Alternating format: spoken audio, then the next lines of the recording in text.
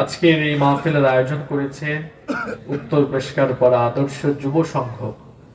যুব সংঘ, সবাই যুবক মনে হয় এখানে যারা উপস্থিত আছে। উপস্থিতির মধ্যেও দেখা যাচ্ছে যুবকদের সংখ্যা অনেক বেশি। এই যুবকরা হলো একটি সমাজ বা সভ্যতার মেরুদণ্ড। যুবকদেরকে বলা হয় সমাজ বা সভ্যতা গড়ার কারিগর। এই যুব সমাজ একটি সমাজ বা সভ্যতার পরিবর্তন ঘটিয়ে দিতে পারে। যদি কোনো জাতির যুবকেরা সচেতন হয়, তাদের এই সময়কে সঠিকভাবে কাজে লাগায়, তাহলে ওই সমাজ বা সভ্যতা উন্নতির উচ্চ শিখরে চলে যেতে পারে। আর যদি কোনো জাতির যুবকেরা দিগ্ভ্রান্ত পথভ্রষ্ট হয়ে যায়, তাহলে সেই সমাজ সভ্যতা বা সেই রাষ্ট্রের পতন অনিবার্য হয়ে দাঁড়ায়। এই যৌবনকাল হলো মানুষের জীবনের সবচাইতে গুরুত্বপূর্ণ সময়। ইমাম কুরতুবী রাহিমাহুল্লাহ তিনি যৌবনকালকে কচু পাতার পানির সঙ্গে তুলনা করেছেন।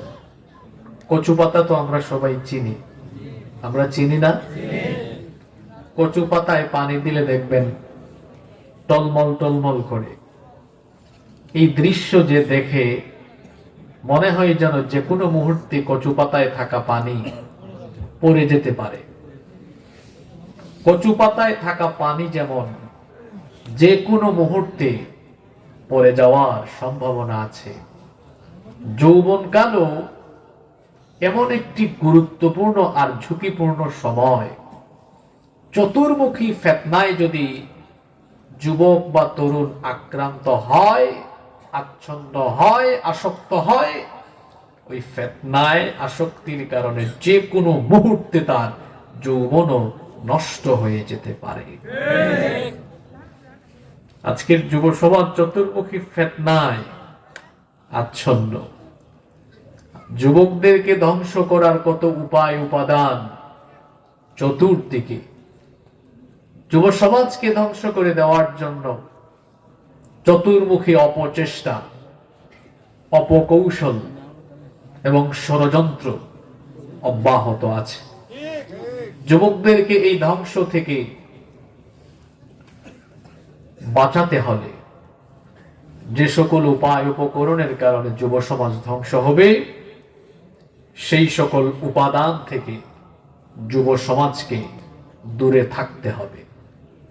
আজকের যুব সমাজ ধ্বংস হয়ে যাওয়ার জন্য সমাজে যে উপাদানগুলো আমরা লক্ষ্য করি, তার মধ্য থেকে 10টি উপাদান বা যুব সমাজ ধ্বংসের 10টি কারণ কোরআন সুন্নাহর আলোকে আমরা জানব। তার পরে আমরা এই অবস্থা থেকে উত্তরণের জন্য, এই সংকটের সমাধানের জন্য কি করণীয়, সেটাও আমরা কোরআন সুন্নাহর আলোকে জানবার চেষ্টা করব ইনশাআল্লাহ।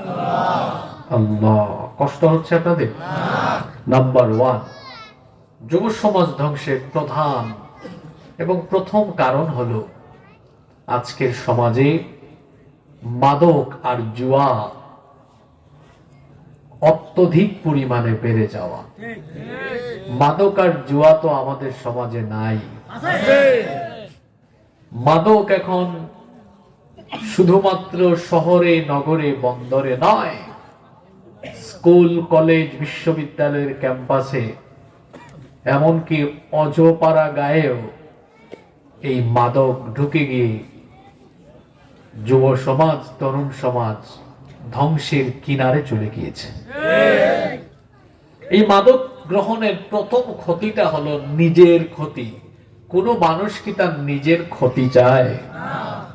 এই মাদক গ্রহণের ফলে কোনো লাভ হয়? পৃথিবীর কোন চিকিৎসক, কোন স্বাস্থ্য বিজ্ঞানী, চিকিৎসা বিজ্ঞানী মাদকের পক্ষে বলে নাই, বরং সবাই বলেছেন এটা গ্রহণের ফলে মাদকাসক্ত লোক শারীরিকভাবে বিভিন্ন ক্ষতির সম্মুখীন হয়। আর এই মাদকাসক্ত লোকদের কারণে পরিবার, সমাজ এবং রাষ্ট্রে বিশৃঙ্খলা আর সন্ত্রাস ছড়িয়ে পড়ে। এজন্য ইসলাম মূলেই এই মাদককে হারাম করে দিয়েছে। মুসলিম শরীফের হাদিস, নবী করিম সাল্লাল্লাহু আলাইহি ওয়াসাল্লাম বলেছেন, কুল্লু মুসকিরিন খামরুন ওয়া কুল্লু মুসকিরিন হারাম। নবীজি বলেছেন, নেশা জাতীয় প্রত্যেকটি দ্রব্যই হলো মাদক, আর যাবতীয় মাদক হলো হারাম। ওয়ামান শারিবাল খামরা ফিদ দুনিয়া ফামাতা ওয়া হুয়া ইউদমিনুহা লাম ইয়াতুব লাম ইয়াশরাবহা ফিল আখিরাহ। নবীজি বলেছেন, এই মাদক হারাম জানা সত্ত্বেও যারা এই মাদক গ্রহণ করবে আর মাদকাসক্ত হয়ে নেশাগ্রস্ত অবস্থায় যারা মারা যাবে, এই লোকগুলো কিয়ামতে পরকালে জান্নাতে তারা আর আল্লাহর দেওয়া পবিত্র শরাব গ্রহণের কোন সুযোগ পাবে না। এমনকি এরা জান্নাতের গন্ধও পাবে না। শয়তান আমাদেরকে জাহান্নামের পথে ধাবিত করার জন্য শয়তান যে কয়েকটা মূল মন্ত্র ব্যবহার করে আমাদেরকে ধোঁকা দেয়, তার মধ্যে অন্যতম হলো মাদক আর জুয়া। এজন্য রব্বুল আলামিন কোরআনুল কারীমের 5 নম্বর সূরা সূরাতুল মাইদা এর 90 নম্বর আয়াতে বলছেন, ইয়া আইয়ুহাল্লাযীনা আমানু ইন্নামাল খামরু ওয়াল মাইসিরু ওয়াল আনসাবু ওয়াল আজলামু রিজসুম মিন আমালিশ শাইতান ফাজতানিবুহু লাআল্লাকুম তুফলিহুন।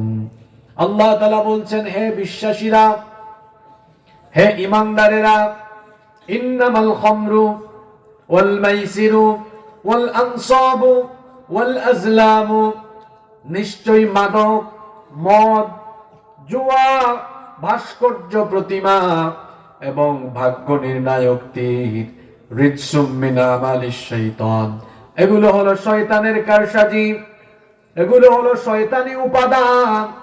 শয়তান এগুলোর মাধ্যমে তোমাদেরকে ধ্বংসের পথে, তোমাদেরকে নষ্টের পথে ধাবিত করতে চায়। শয়তান চায় এগুলোর মাধ্যমে আমাদের ঈমান নষ্ট করে দিতে। শয়তান চায় এগুলোর মাধ্যমে আমাদেরকে জাহান্নামে পৌঁছে দিতে। শয়তান আমাদের বন্ধু না দুশমন? আস্তে বলবেন না, জোরে বলেন, শয়তান বন্ধু না দুশমন? এই শয়তান আমাদের মধ্যে বিদ্বেষ, বিশৃঙ্খলা ঘটাবার জন্য যেগুলোকে প্রধান উপাদান এবং উপকরণ হিসাবে গ্রহণ করেছে, তার মধ্যে অন্যতম হলো মাদক আর জুয়া।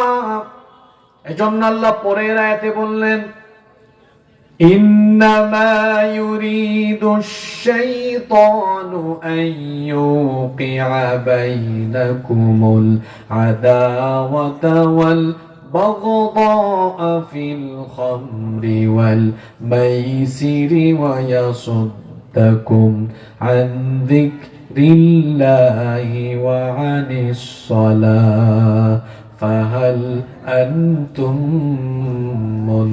মুনতাহুন। আল্লাহ তাআলা বলছেন, নিশ্চয়ই শয়তান চায় মাদক আর জুয়ার মাধ্যমে তোমাদের মধ্যে বিদ্বেষ বাড়াতে। মাদক এবং জুয়ার মাধ্যমে কিভাবে বিদ্বেষ আর বিশৃঙ্খলা বাড়ে, আজকে আমার সমাজের দিকে তাকায় দেখেন, মাদকাসক্ত আর জুয়ায় আসক্ত ব্যক্তিদের কারণে পারিবারিক কলহ এবং দাম্পত্য কলহ বৃদ্ধি পাচ্ছে। আপনারা দেখবেন মাদকাসক্ত আর জুয়ায় আসক্ত লোকেরাই বউ পিটায়। কারণ সে যখন মাদকাসক্ত হয়, জুয়ায় আসক্ত হয়, এগুলোর প্রতি আসক্তি বেড়ে যাওয়ার কারণে যখন তার কাছে টাকা পয়সা ফুরিয়ে যায়, টাকা পয়সার জন্য বাসায় গিয়ে বউয়ের কাছে সোনা দানা গহনা চায়, বউ যখন সোনা দানা গহনা দেয় না, তখন বউয়ের গায়ে হাত তুলে। এই রকম ডাকাত আমাদের সমাজে নাই? বউয়ের সোনা দানা গহনা বিক্রি করে ফেলে অথবা বন্ধক দিয়ে দেয়। এরপরে যখন পয়সা থাকে না, তখন বউকে বলে তুই তোর বাপের বাড়ি যা, তোর বাপের বাড়ির থেকে টাকা নিয়ে আয়, আমার জুয়া লাগবে, মাদক লাগবে। বউ যখন যায় না, তখন বউয়ের গায়ে হাত তুলে, তখন বউকে পিটায়। দেখবেন মাদকাসক্ত আর জুয়ায় আসক্ত লোকেরা, এরা বউয়ের সাথে খারাপ আচরণ করে, ভালো আচরণ করে না। মাদকাসক্ত আর জুয়ায় আসক্ত ব্যক্তিদের দাম্পত্য কলহ থাকে, পারিবারিক কলহ তাদের পরিবারে বিদ্যমান থাকে। শুধু তাই নয়, মাদকাসক্ত আর জুয়ায় আসক্ত লোকেরা তার পিতামাতার সঙ্গেও খারাপ আচরণ করে। এর প্রমাণ হলো ওই যে পুলিশ ইন্সপেক্টরের মেয়ে ঐশী তার মা বাপকে জবাই পর্যন্ত করে দিয়েছে। যখন সে মাদক পায় না, জুয়ায় আসক্ত হওয়ার জন্য টাকা পয়সা থাকে না, বাপের পকেট থেকে তখন পয়সা চুরি করে মাদকাসক্ত আর জুয়ায় আসক্ত লোকেরা এক পর্যায়ে চোর ডাকাত হয়। মাদকাসক্ত আর জুয়ায় আসক্ত লোকদের পকেটে যখন পয়সা থাকে না, জুয়ায় যখন হারে কিংবা মাদকের জন্য যখন মাথায় ধরে, তখন দেখা যায় পেশকার পাড়ার অলিতে গলিতে দিনে দুপুরে চুরি ডাকাতি ছিনতাই করে। মাদকাসক্ত হয়ে রাস্তার মধ্যে মাথা নাড়ায়া নাড়ায়া হাঁটে। আর রাতের বেলা কক্সবাজারে টুরিস্ট আছে, দেখা যায় বিচের মধ্যে অথবা রাস্তাঘাটে চিপায় চাপায় সুযোগ পাইলে টুরিস্টের গায়েও হামলা করে। জুয়ার আসক্তি তো বেড়েই গিয়েছে। খেলা হয় আইপিএল ইন্ডিয়ায়, আর জুয়ার বাজি ধরে কক্সবাজারে। খেলা হয়েছে কাতারে, আর্জেন্টিনা আর ব্রাজিলের খেলা, জুয়ায় বাজি ধরেছে এখানে পেশকার পাড়ায়। মাদক আর জুয়ায় আসক্ত হয়ে আমার যুব সমাজ শেষ হয়ে যাচ্ছে। এমনকি অনেক ভাইয়েরা বোনেরা ঈমান হারা হয়ে যাচ্ছে। এই মাদক এত খারাপ জিনিস, মাদকের সাথে সম্পৃক্ত 10 ব্যক্তিকে লানত দিয়েছেন মুহাম্মদ সাল্লাল্লাহু। কষ্ট হচ্ছে আপনাদের? لعن رسول الله صلى الله عليه وسلم في الخمر 10। মাদকের সাথে সম্পৃক্ত 10 ব্যক্তিকে লানত দিয়েছেন মুহাম্মদ। আমরা বলি সাল্লাল্লাহু আলাইহি ওয়াসাল্লাম। 1 নাম্বার হলো আসিরাহা, যারা মদ তৈরি করে। 1 নাম্বার হলো মদ যারা তৈরি করে, মদের ফ্যাক্টরি যাদের, এদের উপরে লানত দিয়েছেন মুহাম্মদ সাল্লাল্লাহু আলাইহি ওয়াসাল্লাম। 2 নাম্বার হলো মুতাসিরাহা, মদের ফরমায়েশকারী, মদ বানানোর আদেশ দানকারী অথবা মদের ফ্যাক্টরির উপদেষ্টা। আমার দেশে ভালো কাজের উপদেষ্টা আছে, আবার খারাপ কাজের উপদেষ্টা আছে না নাই? এখানে ওই সকল লোকেরাও এই অর্থে উদ্দেশ্য হবে যারা উপরে উপরে ভালো মানুষের লেবাস ধারণ করে, আবার তলে তলে মাদকের জন্য পয়সা নেয়। আপনারা এদেরকে চিনেন না, এরা হলো সমাজের নেক সুরত ধারণকারী মানুষরূপী শয়তান। চিনবেন কেমনে এদেরকে? কারণ দিনের বেলা দেখবেন মাথায় টুপি একটা লাগায়া, পাঞ্জাবি দিয়ে সুন্দর জামা কাপড় পরে, পিছনে ব্যানারে লেখা মাদক বিরোধী সমাবেশ। মাদক বিরোধী সমাবেশ, এই পাঞ্জাবি টুপি পরা সুন্দর পোশাক পরা লোকটা সভাপতি, প্রধান অতিথি, বিশেষ অতিথি। আবার রাতের বেলা দেখা যায় মাদকের ব্যবসায়ী, মাদকের চোরাচালানকারী, এদের সাথে বসে মাথায় হাত বোলায় বলে, ভালো মতো চালান দাও আর আমার ভাগটা ঠিকঠাক মতো পাঠাও। এই রকম লেবাসধারী শয়তান তো আমাদের সমাজে নাই। এই শয়তানগুলা দিনের বেলা মাদক বিরোধী সমাবেশে বা মাহফিলে এসেও হুজুরদের আগে বক্তব্যের চান্স নাই, আর মাদকের বিরুদ্ধে বক্তৃতা করে রাত 1টা-2টার সময় আবার মাদকের কারবারিদের সাথে বসে আবার ওখানেও মিটিং করে। এই শয়তান এদিকেও আছে ওইদিকেও আছে, এটা টাটকা মুনাফিক। কষ্ট হয়? বাকিগুলা নিতে পারবেন তো? কুলাইতে পারবেন? কথা কিন্তু খুব গরম, সত্য কথা একটু তিতা তিতাই পাই। ঠান্ডার মধ্যে গরম ভালো, ঠান্ডার মধ্যে ওদিকে দুর্গন্ধ আসতেছে কোন জায়গা থেকে। আজকে মাহফিল কি টয়লেটের পাশে করছেন নাকি?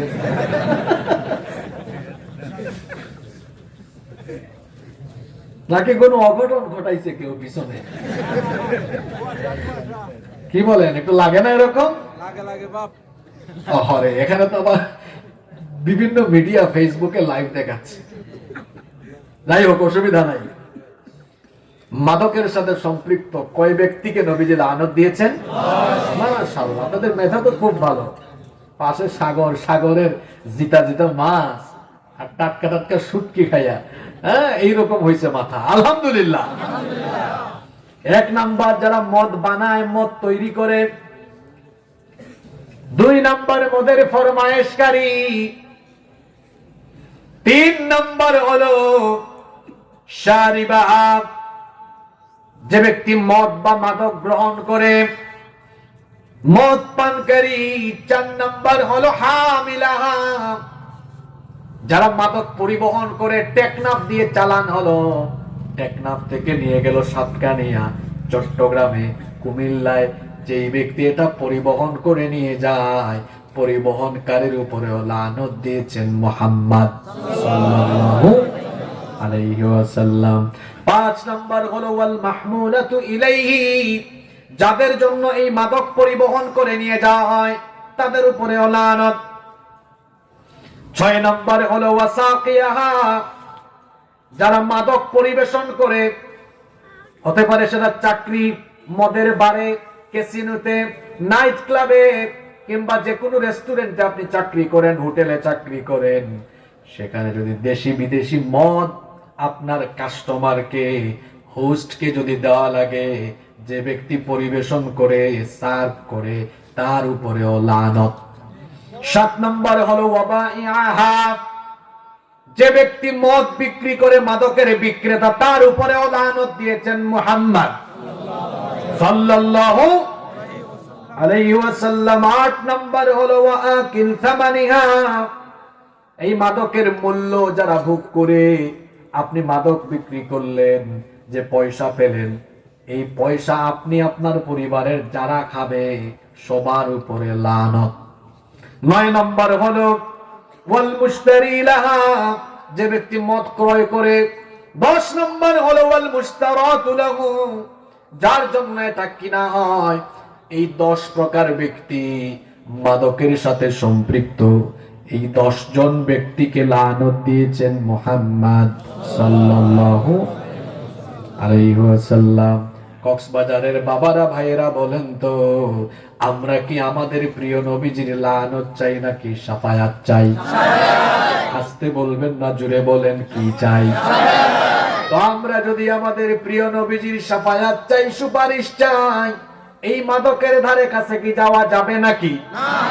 এই জন্য আজকের মাহফিলে আমরা সিদ্ধান্ত নিলাম, মাদকের সাথে আমাদের কোনো সম্পর্ক নাই। মাদক আমরা নির্মূল করব না নিয়ন্ত্রণ করব? আমার দেশে তো নির্মূল অধিদপ্তর নাই, আছে কি? কি নাম দিয়েছে দেখছেন আপনারা? মাদক নিয়ন্ত্রণ, মানে কি নিয়ন্ত্রিত মাত্রায় খাবে? কি জাতের নাম দিয়েছেন আপনারা? দায়িত্বশীল মহলকে বলবো, এই নাম পরিবর্তন করুন, এটার নাম লিখুন মাদক নির্মূল অধিদপ্তর। নিয়ন্ত্রণ কিসের আমার? নাকি তলে তলে নিয়ন্ত্রণ কইরা খাবেন? এটা নির্মূল হতে হবে।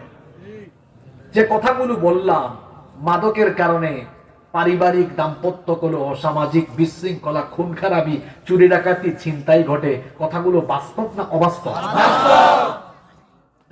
সমাজের এই বিশৃঙ্খলা, দাম্পত্য কলহ, পারিবারিক কলহ, রাষ্ট্রীয় বিশৃঙ্খলা, সন্ত্রাস, নির্মূলের জন্য মাদককে একদম সমাজ থেকে রিমুভ করতে হবে, নিয়ন্ত্রণ করা যাবে না, নির্মূল করতে হবে।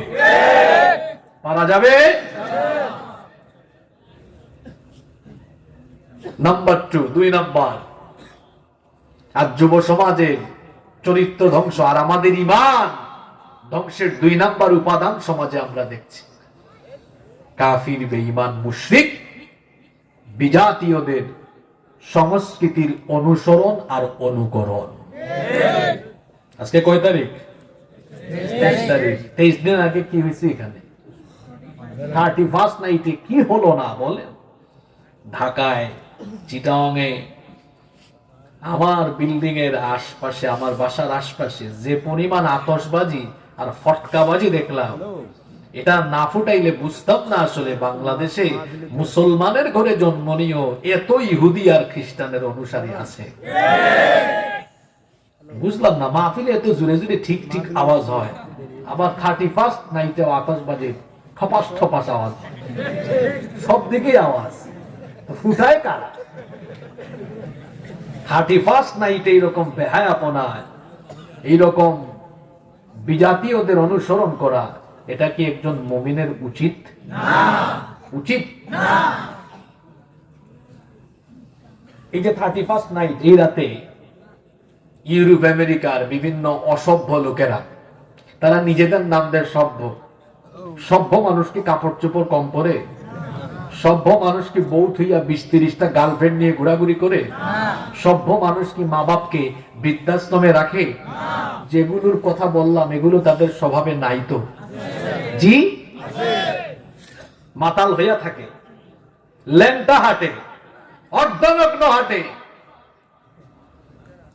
এটাকে সভ্যতা বলে না, ভদ্রতা বলে না, বরং এটা হলো অসভ্যতা, এটা হলো নোংরামি। 31st নাইট, তাদের ভাষায় এটা বছরের শেষ দিন, 1 জানুয়ারি এটা বছরের প্রথম দিন। তাদের ক্যালেন্ডারের নাম কি বলেন? হ্যাঁ, বুঝে নাই? জানুয়ারি সাল না, এই ছেলে কি বলছে? ইংরেজি সাল না গো ভাই, ইংরেজি সাল না, কমিটিও জানে না, লিখছে 2024 না, ক্রিসমাস না। পৃথিবীতে ইংরেজি ক্যালেন্ডার বলতে কোনো ক্যালেন্ডার নাই। এটা কমিটিকে রিকোয়েস্ট করবো, আগামী বছর থেকে ইং লিখবেন না, খ্রিস্টাব্দ, এটা খ্রিস্টানদের ক্যালেন্ডার। ইংরেজি কোনো ক্যালেন্ডার দেখান তো আমাকে, ইংরেজি ক্যালেন্ডার আছে দেখান, আপনি অথেন্টিক ভাবে প্রমাণ দেন। আপনি গুগলে গিয়ে দেখেন, এটাকে তারা খ্রিস্টিয়ান ক্যালেন্ডার বলে, এটা খ্রিস্টানদের ক্যালেন্ডার। এটা আবিষ্কার হয়েছে কেমন সেটার ইতিহাসও শোনেন। এখন তো সবকিছু আপনি গুগল শরীফে যান, সব তথ্য পাবেন, আছে না? এটা হলো খ্রিস্টাব্দ। এই শব্দটাকে ভাঙেন, হাসিয়েন না, খালি শোনেন, হাসানোর জন্য কথা বলতেছেন। আমি কি মস্করা করে কথা বলি? তা হাসেন কেন এত? হাসার টাইমে হাসবেন, কাঁদার টাইমে কাঁদবেন, আর বুঝার টাইমে বুঝবেন, সবকিছুই হবে ইনশাআল্লাহ। খ্রিস্টাব্দ, এটাকে ভাঙেন। এটাকে ভাঙলে হয় খ্রিস্ট যুগ অব্দ সমান খ্রিস্টাব্দ। খ্রিস্ট কি আর অব্দ কি? অব্দ মানে এখন, এখন এখন অব্দ মানে, আর খ্রিস্ট মানে কি? খ্রিস্টানরা খ্রিস্ট বলতে বোঝায় ঈসা আলাইহিস সালামকে, আমরা তাকে নবী বলি। আর খ্রিস্টানদের কয়েক গ্রুপ, এক গ্রুপ বলে যিশু খ্রিস্ট, তিনি হচ্ছেন, অর্থাৎ ঈসা আলাইহিস সালাম, তিনি হচ্ছেন আল্লাহ। আরেক গ্রুপ বলেন ইবনুল্লাহ, হয় আল্লাহ বা আল্লাহর ছেলে, নাউযু বিল্লাহ। আর আমরা বলি তিনি হচ্ছেন রাসূলুল, জোরে বলেন রাসূলুল, রাসূলুল্লাহ, আল্লাহর রাসূল তিনি, আল্লাহর নবী তিনি। আমরা তাকে আল্লাহর ছেলে মনে করি না। তো খ্রিস্টানরা ঈসা আলাইহিস সালামের জন্মের বছরকে তাদের ক্যালেন্ডারের প্রথম বছর ধরল। কথা শুনতেছেন? আমার দেশে তো ওয়াজ অনেক সময় মানুষের মাথার উপর দিয়ে যায়, অনেক সময় ওয়াজ প্যান্ডেলের ভিতরে থাকে, বাড়িতে যায় না। আজকে ওয়াজ যেন মাথার উপর দিয়ে না গিয়ে ভিতরে যায়, আর এটা যেন প্যান্ডেলে না থেকে আপনাদের সাথে যায়। যাবে তো ইনশাআল্লাহ। খ্রিস্টানরা যিশু খ্রিস্ট মানে ঈসা আলাইহিস সালামের জন্মের বছরকে তাদের ক্যালেন্ডারের এক ধরে গণনা আরম্ভ করলো। এই ক্যালেন্ডার আবিষ্কার হয়েছে যিশু খ্রিস্ট জন্মের 1600 বৎসর পরে 1582 খ্রিস্টাব্দে পোপ অষ্টম গ্রেগরি তৎকালীন রোমান জুলিয়ান ক্যালেন্ডারকে সংশোধন করে নতুন এই ক্যালেন্ডার আবিষ্কার করলেন। তারা এই ক্যালেন্ডারের নাম তারা দিলেন খ্রিস্টীয় ক্যালেন্ডার। খ্রিস্টাব্দ মানে হচ্ছে যিশু খ্রিস্ট জন্মের বছর থেকে অব্দ এখন পর্যন্ত 2024 খ্রিস্টাব্দ। তার জন্মের বছরকে এক ধরে গণনা শুরু হয়েছে। আমরা বাংলায় লিখলে লিখি খ্রিস্টাব্দ, আর এটাকে ইংরেজিতে যখন লিখি তখন আমরা লিখি AD। এটা শর্ট ফর্ম। এটার মিনিং হলো আন্নো ডমিনি, যার অর্থ হলো the year of our Lord. খ্রিস্টানদের অর্থ করেছে আমাদের প্রভু জন্মের বছর। নাউজুবিল্লাহ। এই ক্যালেন্ডারটা বানিয়েছে মুসলমানরা না খ্রিস্টানরা? এই ক্যালেন্ডার আবিষ্কারের সাথে খ্রিস্টানদের আকীদা বিশ্বাসের চেতনার সম্পর্ক আছে না নাই? তো আসতে বললেন কেন? এতক্ষণ তাহলে কি শোনাইলাম? পুঁথি পড়া শুনছেন আপনি? আছে না নাই? আমার কথা অথেন্টিক নাকি মিথ্যা? বললাম তো গুগল শরীফে গিয়ে উইকিপিডিয়াতে আপনি তথ্যগুলো যাচাই করে নেবেন, কথাগুলো সঠিক বলেছি কিনা। এবার আসেন, ওরা 31st নাইটে আতশবাজি ফটকাবাজি করে নাচ গান মদ খায়া মাতাল হয়ে পুরা থাকে। ও তো পড়বেই, ও তো এরকম করবেই, কারণ ওদের তো ঈমান। আমার তো ঈমান আছে, আমার তো সময় যায়, আর আমার মৃত্যুর সময় পরকালে আল্লাহর কাছে জবাব দেওয়ার সময় আমার জন্য কাছে আসে। ওর তো কবরও নাই, আছে কবর আছে, মানে ওর ভাষায় ওদের চিন্তায় আখিরাত বলতে কিচ্ছু নাই। তো ও তো এগুলা করবে, মদ খায়া পড়ে থাকবে, নারী নিয়ে শুয়ে থাকবে, ও তো উলঙ্গপনা বেহায়াপনায় মেতে থাকবে। তার তো পরকালের চিন্তা নাই, সে তো পরকালে বিশ্বাসী করে না, সে তো আতশবাজি ফটকাবাজি ফুটাবি। কিন্তু আমি তো মুসলমান, আমি একজন মুসলমান হয়ে পরকাল বিশ্বাসী হয়ে কি করে আমি ইহুদি খ্রিস্টানের অনুসরণ করি? নবীজি বলেছেন মান তাশাব্বাহা বিকওমিন ফাহুয়া মিনহুম। যে ব্যক্তি কোন জাতির অনুসরণ করবে সে ওই জাতির অন্তর্ভুক্ত হবে এবং ওই জাতির সাথে তার হাসর হবে। আমি কি চাই আমি মুসলমানের ঘরে জন্ম নিয়ে ইহুদি খ্রিস্টানের অনুসরণ করে তার অন্তর্ভুক্ত হতে? তাহলে সিদ্ধান্ত নিন। কক্সবাজারের স্থানীয় মানুষ আপনারা, এখানে যদি গোয়েন্দা সংস্থার ভাইরা প্রশাসনের ভাইরা থাকেন তাদেরকে অনুরোধ করছি, যদি কথাগুলো বুঝে থাকেন তো সিদ্ধান্ত নেন। কক্সবাজারের মানুষ আগামী বছর থেকে 31st নাইটে কক্সবাজারের সচেতন মুসলমানরা এখানে বেঁচে থাকতে কোন অশ্লীলতা বেহায়াপনা এখানে কক্সবাজারে করতে দেওয়া হবে না। এই সিদ্ধান্ত নিতে পারবেন আপনারা? নাই ঠিকের আওয়াজ এখানেই থাকবে। আপনারা স্থানীয় মানুষ, আপনাদের পাওয়ার বেশি না যারা এখানে আসে তাদের পাওয়ার বেশি? স্বাভাবিকভাবে আপনাদের পাওয়ার এখানে অনেক বেশি, ভূমিকা পালন করতে হবে আপনাদেরকে। আপনারা যদি ডিসি অফিসে যান, এসপি অফিসে যান, আপনারা লোকাল মানুষ গিয়ে যদি বলেন আমরা ঈমান নিয়ে বাঁচতে চাই, এমনিতেই সাগরের পারে আমাদের বাড়ি, আল্লাহ নারাজ হয়ে গেলে একটা জলোচ্ছ্বাস উঠে দিলে কিচ্ছু থাকবে? আপনারা গিয়ে বলবেন আমরা ঈমান নিয়ে বাঁচতে চাই, আমরা ঈমান নিয়ে মরতে চাই, আমরা সাগরের পারে বসবাস করি, আমরা চাই না এই সাগরের তীরে বিচে এমন কোন খারাপ কাজ হোক যেটার কারণে আল্লাহ নারাজ হয়ে আমাদেরকে গজব দিয়ে শেষ করে দেন। এজন্য আমরা এই তীরে বসবাসরত একজন ইমানদার থাকতে আমাদের এই জনপদে আমাদের এই অঞ্চলে আমরা বেহায়াপনা করতে দিব না, দিব না, দিব না। এই সিদ্ধান্ত আপনাদেরকে নিতে হবে। আপনারা একটু সিদ্ধান্ত নিলে আপনাদের গরমে প্রশাসন এমনি গরম হবে। কথা বুঝেন নাই? আর আপনারা যদি নরম হয়ে যান, আপনারা যদি বলেন একটু হুক না, সাগরের পারে বসবাস করে একটু কি আল্লাহর ভয় লাগে না? একটু কয়েকটা ঢেউ আরো কয়েক ফুট উঁচা করে দিলেই খবর হয়ে যাবে। যে ঢেউগুলো উঠে আরো কয়েক ফুট উপরে উঠে গেলেই কিন্তু খবর আছে। আল্লাহকে ভয় করুন। আল্লাহ আপনি আমাদের অন্তরে তাকওয়া ঢেলে দেন। আরো আসতে বলেন আমিন। 31st নাইট এগুলো আমাদের সংস্কৃতি না কাফিরদের সংস্কৃতি? আসতেছে না আরেক মাস সামনে, 14ই ফেব্রুয়ারি। আর সব ভালোবাসা তো এখানে। ডিসেম্বর মাসে দেখলাম কুড়িগ্রামের ভুরুঙ্গামারির ক্লাস 5-এর ছেলে, ক্লাস 5-এ পড়ে, তার 2 বান্ধবী নিয়ে কক্সবাজার চলে আসছে। আপনারা পত্র পত্রিকা দেখেন না এটা? ডিসেম্বরই তো ঘটনাটা, নাকি নভেম্বরে? ডিসেম্বরে মনে পড়েছে আমার, ডিসেম্বরের প্রথম দিকের এই কাহিনী।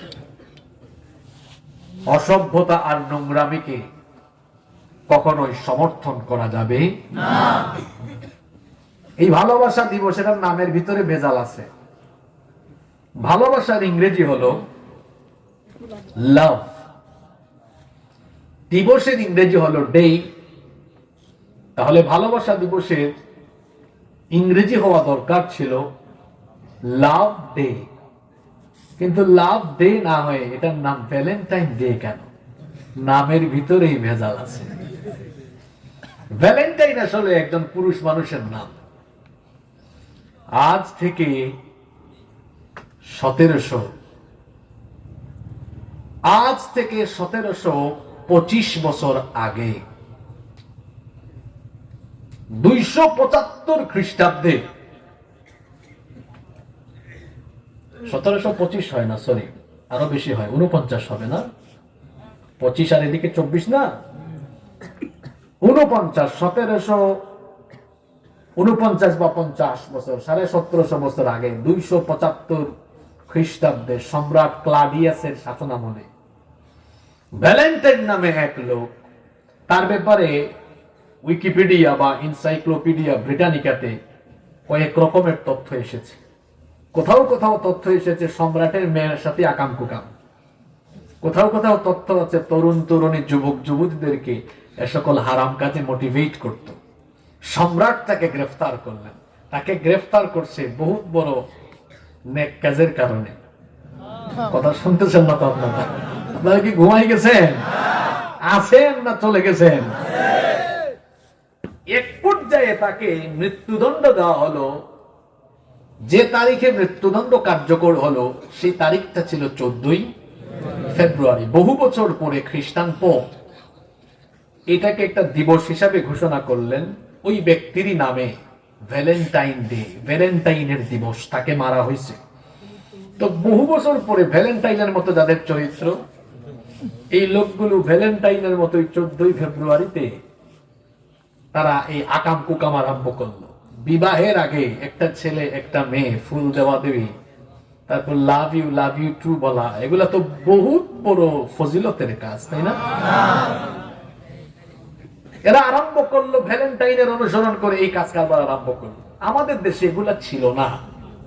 এখানে যারা চাচারা আছেন, আপনি শুনছেন এগুলা কখন আপনারা? আমাদের দেশে এইসব দিবসের নাম বেশি না, কয়েক বছর আগে আমাদের দেশের এক লোক শফিক রেহমান, একটা পত্রিকার সম্পাদক, সে শফিক রেহমান, আর তার সাথে সাংবাদিক নামের কিছু হলুদ সাংঘাতিক এবং এদের সাথে কিছু সাম্রাজ্যবাদী এবং প্রতারক ব্যবসায়ীরা মিলে এই লুচ্চা বদমাইশ গুলা আমাদের দেশের যুবকদের চরিত্র নষ্টের জন্য এই বেহায়া দিবসের আমদানি ঘটিয়েছে।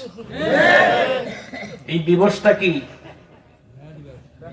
মুসলমানদের কোন চেতনার সাথে সম্পর্কিত না কাফির মুশরিকদের? এই কাফির মুশরিকদের সংস্কৃতির অনুসরণ তো এখন নাই। এরপরে পহেলা বৈশাখে মঙ্গল প্রদীপ প্রজ্বলন করে দিনের বেলা আবার মঙ্গল শোভাযাত্রা করা, এটাও হলো হিন্দুয়ানি সংস্কৃতি। অন্যান্য ধর্মের ভাই বোনেরা তারা তাদের ধর্ম বা সংস্কৃতি পালন করবে, এতে আমাদের কোনো আপত্তি নাই। যার যার ধর্ম সে নির্বিঘ্নে পালন করুক, এটাই আমরা চাই। আমরা সম্প্রীতির সাথে বসবাস করতে চাই। কিন্তু কারো সংস্কৃতি যদি কোন ধর্মের সংস্কৃতি যদি সার্বজনীন ভাবে অন্যান্য ধর্মের মানুষের উপরেও চাপিয়ে দেওয়া হয়, এটা হবে অতিরিক্ত বাড়াবাড়ি এবং সীমালঙ্ঘন। মঙ্গল প্রদীপ প্রজ্বলন কিংবা মঙ্গল শোভাযাত্রা এটা আমার মুসলমানের সংস্কৃতি নয়। এই যে 31st নাইট 14ই ফেব্রুয়ারি কিংবা মঙ্গল শোভাযাত্রা বা মঙ্গল প্রদীপ প্রজ্বলন, এইরকম কাফির বেঈমান মুশরিকদের সংস্কৃতির অনুসরণ আর অনুকরণ, এটা হলো আমাদের চরিত্র আর ঈমান নষ্টের আরেকটা কারণ। এগুলো যারা করবে, আল্লাহ তাআলা বলেছেন এরা সীমা লঙ্ঘনকারী হয়ে জাহান্নামে যাবে। কোরআনুল কারীমের 11 নম্বর সূরা হুদের 113 নম্বর আয়াতে আল্লাহ বলেছেন, ওয়ালা তারকানু ইলাল্লাযীনা যালামু ফাতামাসসাকুমুন নার ওয়া মা লাকুম মিন দুনিল্লাহি মিন আউলিয়া সুম্মা লা তুনসারুন।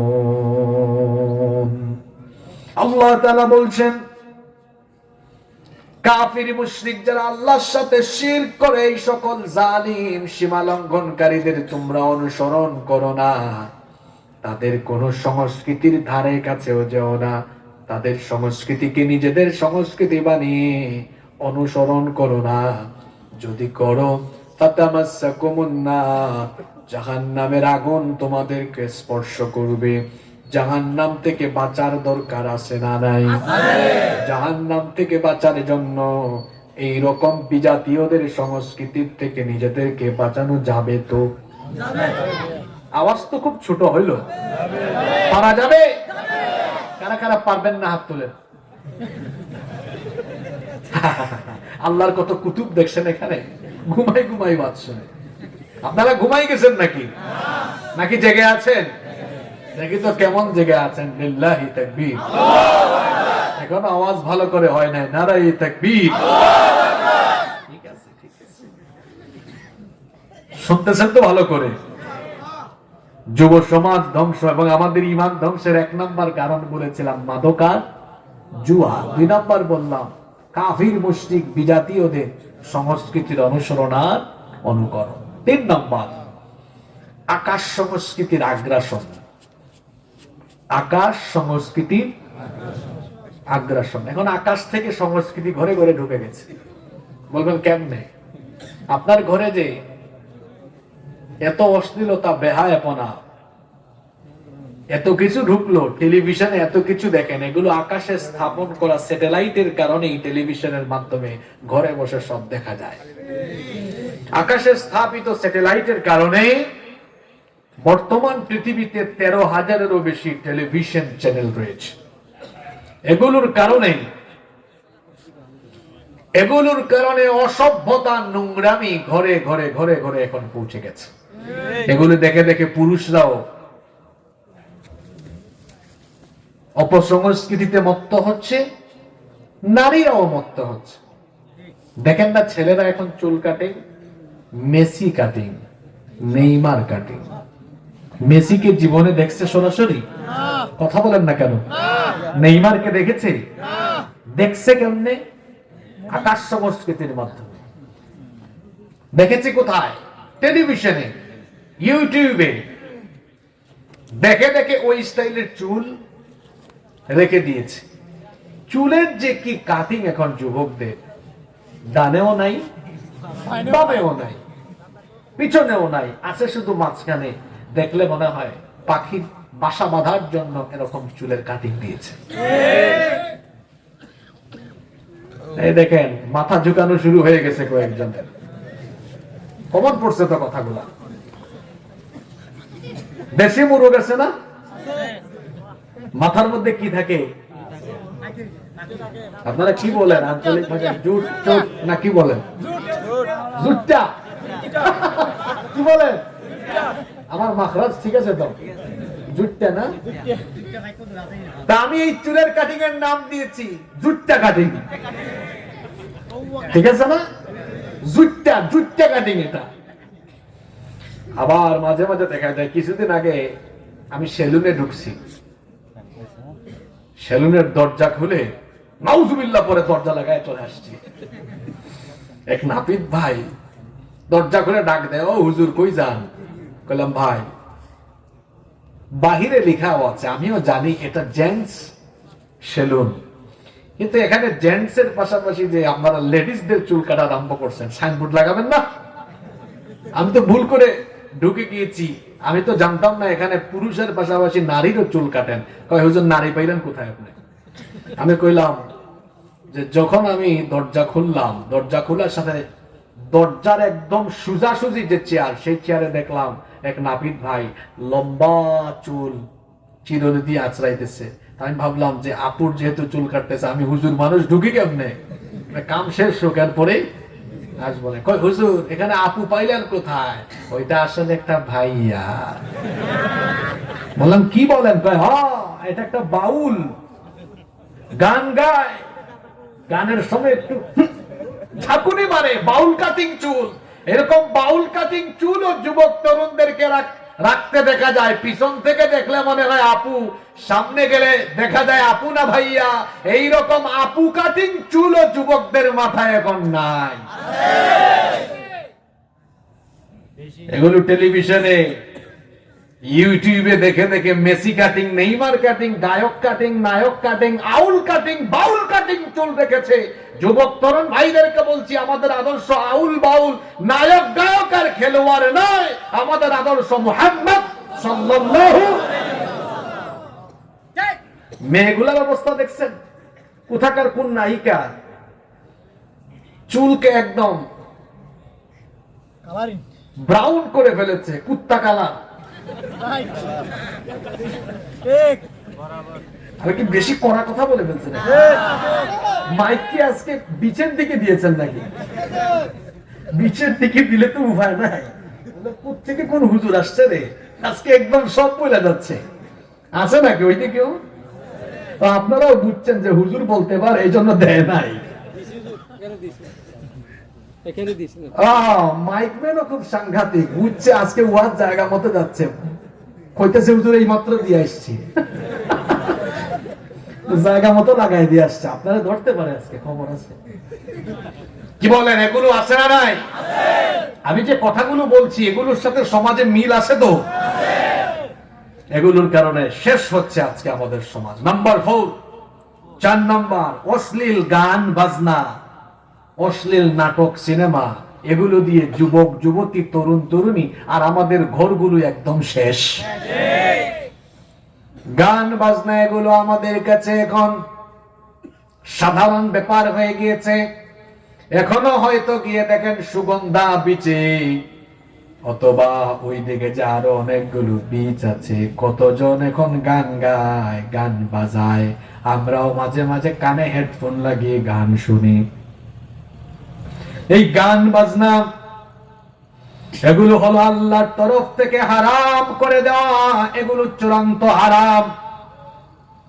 কিন্তু আপনি হর হামেশা গান শুনছেন, আর গান বাজনা এখন আমাদের কাছে এমন সাধারণ বিষয় হয়েছে, এই গান বাজনা ছাড়া যেন আমাদের বিয়ে শাদী এখন শুরুই হয় না। দেখা যায় বিয়ে বাড়িতে বিবাহের অনুষ্ঠান হচ্ছে, হুজুর সাহেবকে আনা হলো, হুজুর আপনি বিয়েটা পড়ান, বিয়ের খুতবা দেন, দোয়া করেন। কিন্তু যেই হুজুর বিয়ের খুতবা দিচ্ছেন, বিয়েতে দোয়া করছেন, আগের রাতে কিন্তু ওই বিয়ে বাড়িতে গায়ে হলুদের নামে অসভ্যতা, নোংরামি আর গান বাজনা হয়েছে। গান বাজনা হারাম, আর বিয়ে শাদী হলো ইবাদত। বিয়ে হলো, আরো জোরে বলেন, বিয়ে হলো, গান বাজনা হলো ইবাদত। আরো জোরে, আরো জোরে। তো বিয়ের মতো একটা ইবাদত আপনি শুরু করলেন গান বাজনা দিয়ে। আল্লাহর কসম, যেই ছেলে বা যেই মেয়েটার বিয়েতে গান বাজনা দিয়ে বিয়ের মতো পবিত্র কাজ এই গান বাজনা দিয়ে শুরু হয়, ওই ছেলে মেয়েদের দাম্পত্য জীবনের ফলে যে সন্তানগুলো, ছেলে মেয়েগুলো জন্ম নেবে, এগুলো ঝাঁকা নাকা মার্কা ছেলে মেয়ে হবে। এদের ঘরে ছেলে মেয়ে হবে আউল বাউল ফাউল। এদের ঘরের ছেলে মেয়েরা হবে মাদকাসক্ত, ইয়াবাখুর, গাঁজাখুর, চরিত্রহীন লম্পট। তার বিয়ে শাদী তো ভালো না। এখানে যারা বিয়ে শাদী করো নাই, কি বিয়েতে গান বাজনা করবা তো? আরো জোরে, সুন্নতি তরিকায় বিয়ে করবে, সিদ্ধান্ত নাও। কোনো গান বাজনা হবে না, নারী পুরুষের ফ্রি মিক্সিং, অবাধ মেলামেশা দিয়ে আপনি আপনার বিবাহের পবিত্র আসরটা নষ্ট করবেন না। বরং উলামা মাশায়েখদেরকে দাওয়াত করে তাদেরকে বলেন, হুজুর দোয়া করে দেন যেন আমাদের দাম্পত্য জীবনটা বরকতময় হয়। আলেম ওলামাদেরকে দাওয়াত করে তাদের দোয়ার মাধ্যমে আপনি যদি বিবাহের মতো পবিত্র জিনিস সম্পন্ন করেন, দেখবেন ঘরে যেগুলো আসবে অসভ্য লম্পট হবে না। এই দম্পতির ঘরে যে ছেলে মেয়ে হবে এগুলো আল্লাহওয়ালা আর চরিত্রবান হবে। পারবেন তো? নবীজি বলেছেন, আল গিনাউ ইয়ামবুতুন নিফাকু ফিল কলবি কামা ইয়ামবুতুল মাউজ যারউ। পানি সেচ দিলে যেমন জমিনের ফসল বেড়ে যায়, উর্বরতা বেড়ে যায়, ঠিক তেমনি ভাবে গান বাজনা শুনলে পরে মানুষের ঈমানের মধ্যে নিফাকি বেড়ে যায়, অন্তর নাপাক হয়ে যায়, অপবিত্র হয়ে যায়। যারা নিয়মিত গান বাজনা শুনে এদের অন্তর খারাপ হয়ে যায়, অন্তরে কালিমা লেগে যায়, অন্তরটা অপবিত্র হয়ে যায়। এই কলবটাকে যদি আপনি পবিত্র রাখতে চান, গান বাজনার বিপরীতে কোরআনের তেলাওয়াত শুনেন, কোরআনের তেলাওয়াত শুনেন, তাফসীর শুনেন, নাশিদ শুনেন, দেখবেন কলিজা ঠান্ডা হয়ে যাবে, অন্তরটা পবিত্র থাকবে। গান বাজনার পাশাপাশি অশ্লীল নাটক এবং সিনেমা এগুলোর থেকে আপনার চক্ষুকে বাঁচিয়ে রাখবেন। এই চক্ষু দিয়ে হারাম জিনিস দেখা হলো চোখের জিনা, হারাম কিছু বলা হলো মুখের জিনা, হারাম কিছু শোনা হলো কানের জিনা। যদি আমরা আমাদের চক্ষুটাকে অশ্লীল নাটক সিনেমা থেকে হেফাজত করতে পারি, দেখবেন গুনাহের দরজাটা একেবারে বন্ধ হয়ে যাবে। কারণ চক্ষুকে বলা হয় মনের আয়না, এটা দিয়ে দেখে, এরপরে অন্তর দিয়ে কল্পনা করে, তারপরে অ্যাকশনে যায়। এজন্য কোন কোন গবেষক বলেছেন, চক্ষু হলো অশ্লীলতার দরজা। অশ্লীলতা এটা সেভ করতে পারলেই একজন মানুষ পবিত্র থাকতে পারবে। আমরা আমাদের চক্ষুকে হেফাজত করতে পারবো তো? ইনশাআল্লাহ। চক্ষু হেফাজতের জন্য দুইটা আমল বলে দিই। কয়টা আমল? রাস্তাঘাটে বের হয়েছেন, আর এটা তো এমন জায়গা, আপনাদের ঘর বাড়ি এমন জায়গায়, ঘুমের থেকে উঠে চক্ষুটা বাঁচানো বড় বিপদ। এই এলাকায় যারা বসবাস করে, চোখের হেফাজত করা তাদের জন্য সবচাইতে চ্যালেঞ্জিং ব্যাপার। ঘুমের থেকে দেখবে নগ্ন অর্ধনগ্ন মহিলাদের ঘোরাফেরা। কেমনে আপনি চক্ষুটাকে হেফাজত করবেন? অন্তরের মধ্যে এই ভয় নিয়ে আসবেন, আমার চোখের মালিক আমি নই, আমার চোখের মালিক যিনি তিনি কি? আল্লাহ। ইয়ালামু খাইনাতাল আ'য়ুনি ওয়া মা তুখফিস সুদূর। আমার চোখের খেয়ানতের খবরও জানবেন কে? আল্লাহ। সুতরাং তিনি আমাকে আদেশ দিয়েছেন চক্ষুটাকে যেন আমি নিচের দিকে নামাই। আমি সেই আল্লাহর হুকুম মেনে চক্ষুটাকে নিচের দিকে, অর্থাৎ চক্ষুটাকে হেফাজত করব, সংযত রাখবো। পারবেন তো ইনশাআল্লাহ?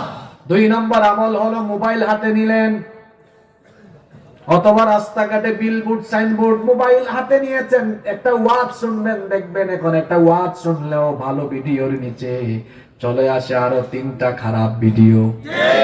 কেমনে চক্ষু বাঁচাবেন?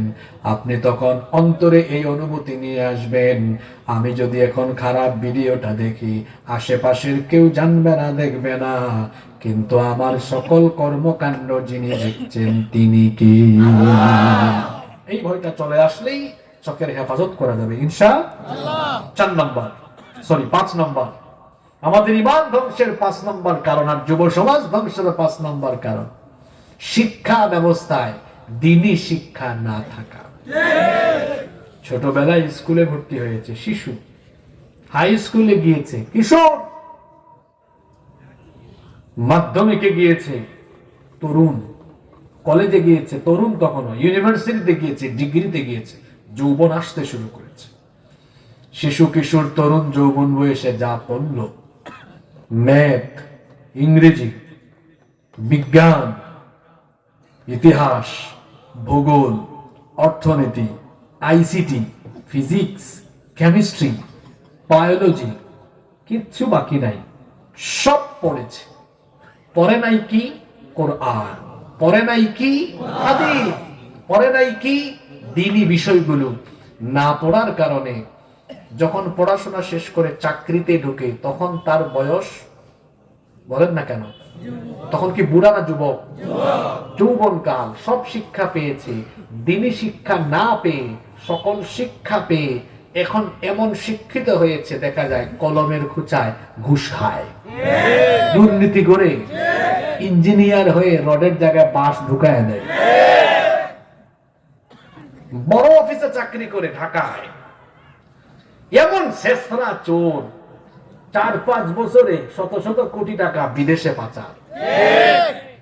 এমন চাকরি করে বেতন পায় 60-70 হাজার টাকা, 5 বছরের ভিতরে বাড়ির মালিক, 3-4টা বাড়ির মালিক, 3-4টা গাড়ির মালিক। এইরকম শিক্ষিত চোর আমাদের দেশে একদম নাই। জি, কক্সবাজারে মাঝে মাঝে জুতা চুরি হয়, এটাও চোর। জুতা চুরি যে করেছে চোর না?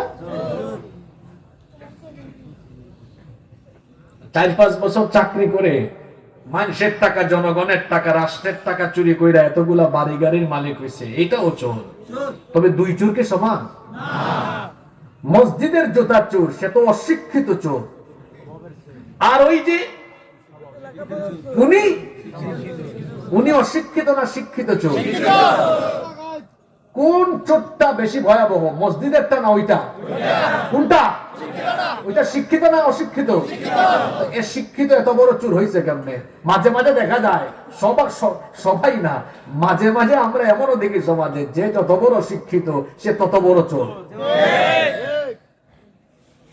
কথা আবার ভুল বুঝবেন না, এটা সবার ক্ষেত্রে বলি নাই। অনেক উচ্চ শিক্ষিত মানুষ আল্লাহওয়ালা আছে, আর যারা আল্লাহওয়ালা এদের হিস্ট্রি, ব্যাকগ্রাউন্ড পড়ে দেখেন, জেনে দেখেন, তার মা বাপ তাকে ছোটবেলায় আগে দ্বীনি শিক্ষা দিয়েছে।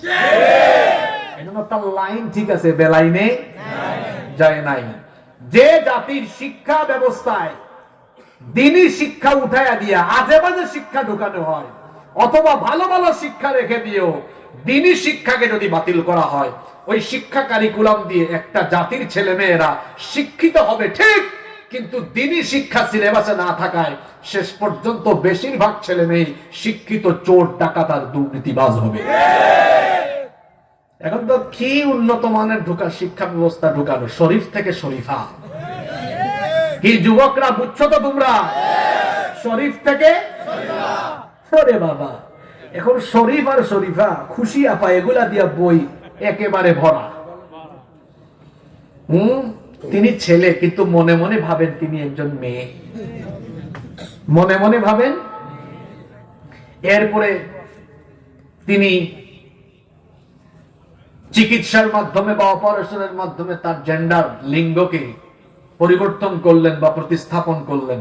ট্রান্সজেন্ডার, লিঙ্গ পরিবর্তন করা। আল্লাহ যেটা দিয়েছেন সেটাকে পরিবর্তন করা যাবে না। কথা বলেন না কেন? আমি আসার সময় ইউটিউবে এক ভিডিও দেখলাম, ট্রান্স সুন্দরী, ট্রান্স সুন্দরী। সেখানে বলা হচ্ছে তিনি আগে পুরুষ ছিলেন, কিন্তু তিনি নিজেকে নারী নারী ভাবেন বলে তিনি ট্রান্সজেন্ডারের মাধ্যমে নারী হয়েছে। কি হয়েছেন? তাহলে সে ছিল কি? জোরে বলেন না কেন? আল্লাহ বানিয়েছেন কি করে? সে হয়েছে কি? হওয়ার পরে সে এখন বিয়ে করবে ছেলেকে না মেয়েকে? তো সে যে বিয়ে করলো ছেলেকে, এখন আগে সে মেয়ে ছিল না ছেলে ছিল? ছেলে হয়ে বিয়ে করলো কাকে? এটাকে বলে সমকামিতা। সমলিঙ্গের প্রতি আকর্ষণ বা সমলিঙ্গের প্রতি যৌনতা, এটাকে বলে কি? সমকামিতা। এই ট্রান্সজেন্ডারের মাধ্যমে সমকামিতা ছড়ায়, ট্রান্সজেন্ডারের মাধ্যমে সমাজ সভ্যতা ধ্বংস হয়।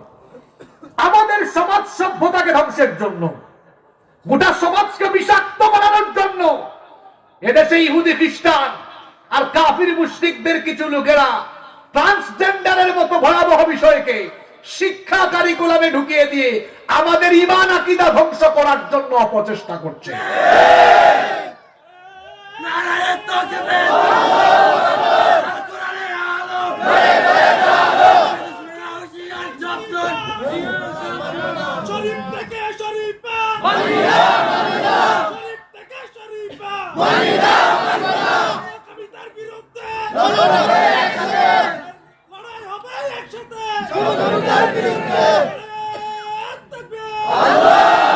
ঢাকা বিশ্ববিদ্যালয়ের এই শিক্ষককে আমি ধন্যবাদ জানাই তার সাহসিকতার জন্য। ওই শিক্ষকের কি জানি নাম, জনাব আসিফ সাহেব। আমি আসিফ সাহেবকে ধন্যবাদ জানাই। আপনি সত্যিকারের বীর পুরুষ। আপনি যেটা করে দেখিয়েছেন এদেশের অনেক হুজুররাও সেটা পারে নাই। স্যালিউট আসিফ সাহেবকে আপনার সাহসিকতার জন্য। আপনি যেটা করেছেন আমাদের দেশের অনেক হুজুরও সেটা পারে না। সত্য কথা তো তিতা হয়। আমি গত অক্টোবর মাসে কোন এক মাহফিলে এক কামিল মাদ্রাসার প্রিন্সিপাল সাহেবকে প্রশ্ন করেছিলাম, হুজুর পাঠ্য বইয়ে এত অসঙ্গতি, আমরা তো বড় আলেমও না, ছোটখাটো বক্তা, মাঝে মাঝে মানুষকে দাওয়াত দিই, দায়ী হওয়ার চেষ্টায় আছি, আলেম হওয়ার চেষ্টায় আছি, অসঙ্গতি দেখলে মানুষকে সতর্ক করার চেষ্টা করি। পাঠ্য বইয়ের অসঙ্গতি গুলো আমরা দেখার পরে হুমকি ধামকি পাওয়ার পরেও মানুষের সামনে এগুলা বলে যায়। কিন্তু আপনারা তো আমাদের অভিভাবক, আপনারা যদি একটু জায়গা মতো যেতেন, আপনারা যদি সকল মাদ্রাসার প্রিন্সিপাল সাহেবরা বা বড় বড় বিশেষজ্ঞ ওলামারা মন্ত্রণালয়ে যান, বোর্ডে যান, গিয়ে বসে যে জিনিস চিল্লায়া হয় না সেটা আলোচনায় হয়।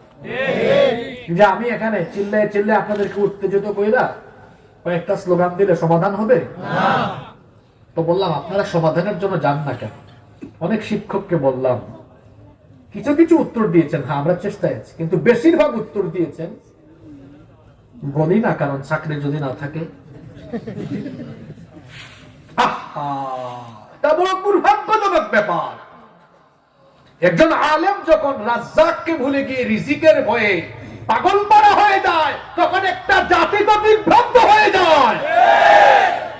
আমার রিজিক কোন জায়গা থেকে আসবে সেটা আমার বেতন ঠিক করে দিবে না, আমার রিজিক কোন জায়গা থেকে আসবে সেটা রাজ্জাক ঠিক করে দিবে। আমি এজন্য বলেছি আসিফ সাহেবকে ধন্যবাদ, এত বড় সাহস দেখিয়েছেন। কি সুন্দর বললেন, ওই পাতাগুলো এভাবে ছিঁড়ে ফেলবেন, তারপরে বইটা আবার ফেরত দিয়ে বলবেন নিজের টাকায় কিনে ছিঁড়েছি, তোমাকে আবার ফেরত দিয়েছি, আমার টাকা দিয়ে আমি কিনছি। তিনি বললেন এটাও একটা প্রতিবাদ হতে পারে। তিনি রাষ্ট্রকেও অথবা কাউকে কটাক্ষ করে। আচ্ছা, এদেশে আপনার ব্যক্তি স্বাধীনতা আছে না নাই? মনে করেন আমি একটা বই কিনলাম, আমার টাকায় কিনছি, ছিঁড়ে ফেললাম, এটা আমার ব্যক্তি স্বাধীনতা, আমি ছিঁড়তেই পারি, এটা আমার ভালো লাগে নাই, এটা নীরব প্রতিবাদ হতে পারে। কিন্তু না, চাকরি চলে গেল কেন? চাকরি চলে গেল এই কারণে, কারণ যারা চাকরি থেকে অব্যাহতি দিল এরা পোশাকে আশাকে চেহারা সুরতে দেখতে সভ্য আর ভদ্র হলেও এরা হলো ট্রান্সজেন্ডারকে সমর্থনকারী অসভ্য বদমাইশ।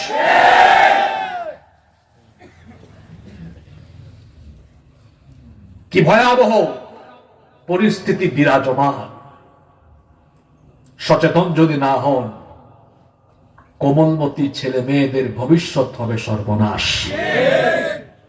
শরীফ থেকে শরীফা আর ক্লাস 6-7 যৌনতা ঢুকানো, এগুলো তো সভ্য সমাজে বলাও যায় না। আপনারা নিজেরা ওই বইগুলো পড়ে নিয়ে। আমি কি ভুল বলেছি?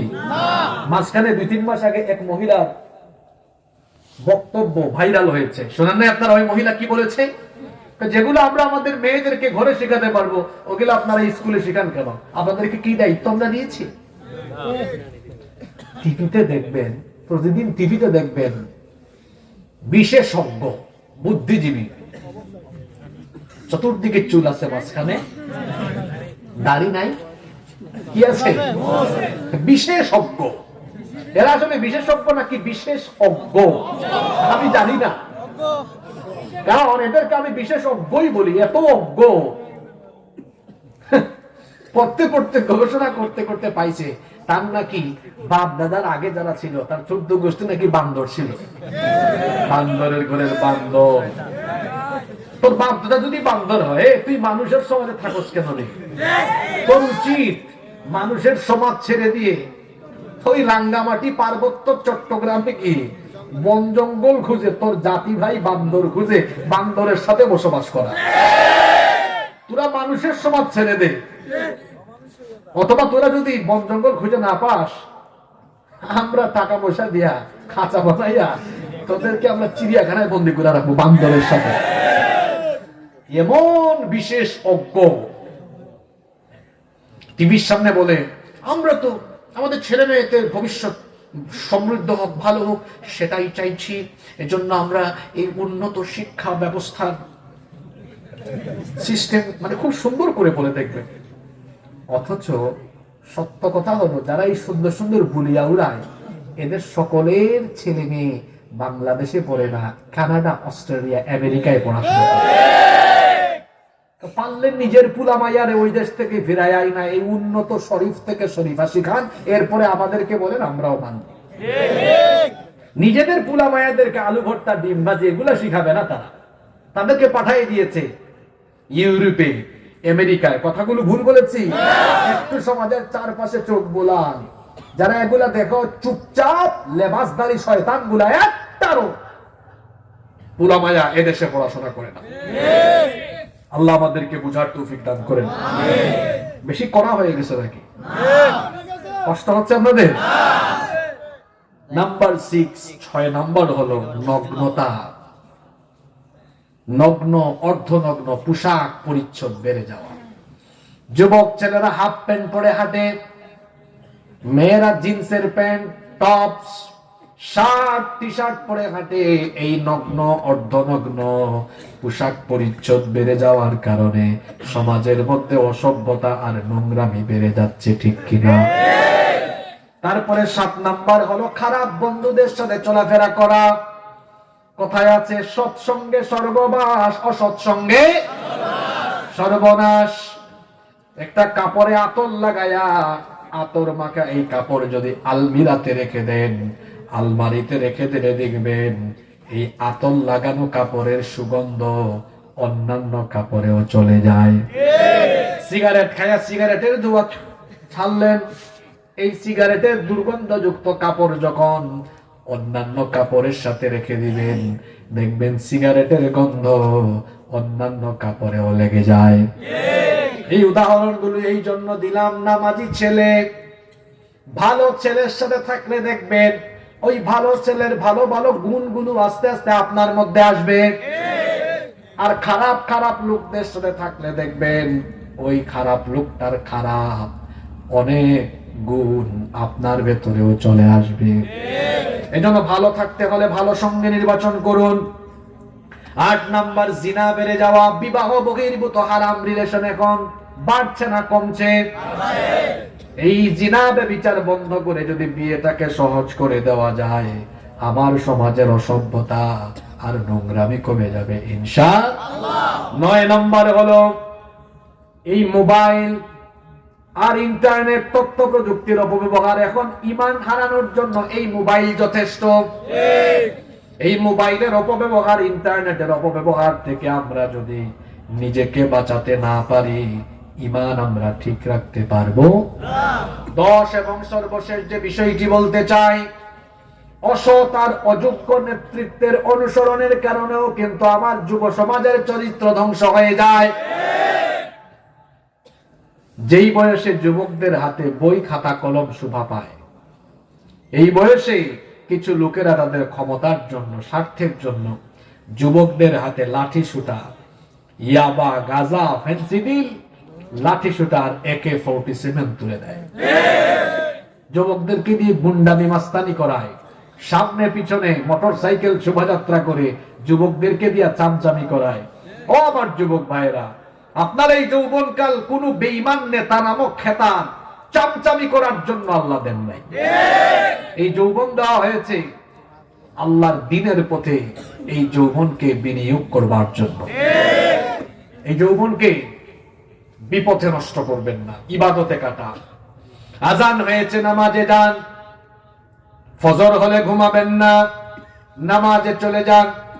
5 ওয়াক্ত আজান হলে নামাজে যান। নবীজি বলেছেন 7 শ্রেণীর মানুষকে আল্লাহ তাআলা কিয়ামতের দিন আরশের ছায়ার নিচে জায়গা দিবেন। এর মধ্যে 1 শ্রেণীর মানুষ হলো তারা ওয়াশাবুন নাশাআ ফি ইবাদাতিল্লাহ, যে যুবক তার যৌবনকাল আল্লাহর ইবাদতে কাটাবে, ওই যুবককে কিয়ামতের দিন আরশের ছায়ায় যিনি জায়গা দিবেন তিনি কে? এজন্য যৌবনকাল কার ইবাদতে কাটাবো? আল্লাহর ইবাদতে, আল্লাহর হুকুম মেনে, কোরআনের আলোয় আলোকিত হয়ে, উলামা মাশায়েখদের সুহবতে থেকে, কোরআনের রঙে রঙিন হয়ে আমরা যদি জীবন কাটাতে পারি, তাহলে সমাজের এই চলমান অসভ্যতা, নোংরামি, বেহায়াপনা থেকে আমরা বেঁচে থাকতে পারবো ইনশাআল্লাহ। আল্লাহ সবাইকে সেই তৌফিক দান করেন। মাহফিল